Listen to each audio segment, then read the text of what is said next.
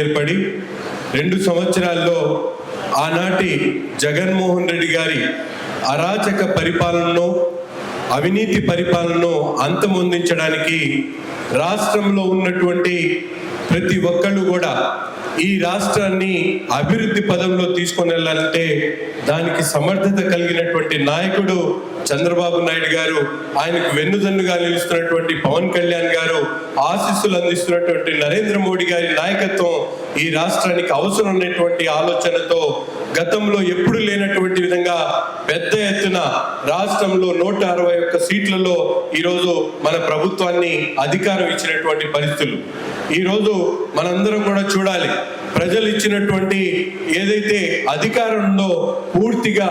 మన ఈ ప్రభుత్వం ఏర్పడిన తర్వాత రాష్ట్రంలో ఉన్నటువంటి అన్ని వర్గాల ప్రజలకు న్యాయం చేసేటువంటి విధంగా ఒక పక్కన సంక్షేమ కార్యక్రమాలు, రెండో పక్కన అభివృద్ధి కార్యక్రమాల్ని 2 కళ్ళుగా భావిస్తూ ఈరోజు కూటమి ప్రభుత్వం ముందుకు తీసుకుని వెళ్తున్నటువంటి పరిస్థితులు ఉన్నాయి. అధికారం కోల్పోయినా కూడా ప్రతిపక్ష హోదా లేదని చెప్పి అసెంబ్లీకి రాకుండా, ప్రజల పక్షాన మాట్లాడకుండా ఈ రోజు ప్రజలను మభ్యపెట్టేటువంటి విధంగా అనేక రకాలుగా ఈ రోజు ప్రజలను మభ్యపెట్టేటువంటి విధంగా ఈ రోజు మాట్లాడుతున్నటువంటి వైసీపీ నాయకులను మీరందరూ కూడా, ముఖ్యంగా రాష్ట్రంలో సంక్షేమ కార్యక్రమాలు అందుకున్నటువంటి ప్రజలు, ఏ విధంగా రాష్ట్ర బడ్జెట్ ఉందో మనందరికీ కూడా తెలుసు. జీతాలు ఇవ్వలేనటువంటి పరిస్థితి దగ్గర నుండి ఈ రోజు అభివృద్ధి పదంలో చేయాల్సినటువంటి అనేక కార్యక్రమాలు ఈ రోజు రాష్ట్ర ప్రభుత్వం ముందుకు తీసుకుని వెళ్తున్నటువంటి పరిస్థితులు ఉన్నాయి. ఆనాడు మన రాష్ట్రానికి రాజధాని ఏది అంటే కూడా గూగుల్ సైతం ఆన్సర్ చేయలేనటువంటి పరిస్థితులు ఉంటే ఈ రోజు పుట్టినటువంటి బిడ్డ కూడా ఈ రాష్ట్రానికి రాజధాని ఏది అంటే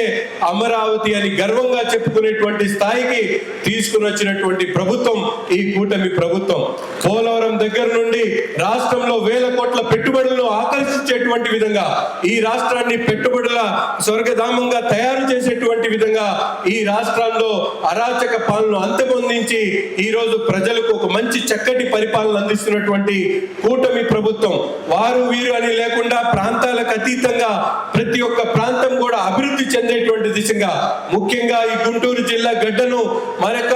రాజధానిగా తయారు చేసేటువంటి అంశంగా మనందరం కూడా చూస్తా ఉన్నాం. ఆనాడు అమరావతి రాజధానిని శ్మశానం అని చెప్పి పలికినటువంటి వారి చేతే ఈ రోజు జై అమరావతి అనిపించేటువంటి విధంగా ఈ రోజు అభివృద్ధి కార్యక్రమాలను ముందుకు తీసుకుని వెళ్తున్నటువంటి పరిస్థితులు ఉన్నాయి. ఒక పక్కన శాంతి భద్రతలు కానివ్వండి, డ్రగ్స్ మాఫియాకి నిలయంగా మారినటువంటి ఆంధ్ర రాష్ట్రాన్ని ఈ రోజు ఈగల్ టీమ్ తో డ్రగ్స్ ను అంతమొందించి రాష్ట్రంలో ఉన్నటువంటి యువతకు ఒక మంచి ఆలోచన కలిగించేటువంటి విధంగా, ఉద్యోగాల వైపు చూసేటువంటి విధంగా, పెట్టుబడులను ఆకర్షించేటువంటి వైపుగా ఈ రోజు మన రాష్ట్ర ప్రభుత్వం పనిచేస్తున్నటువంటి పరిస్థితులు ఉన్నాయి.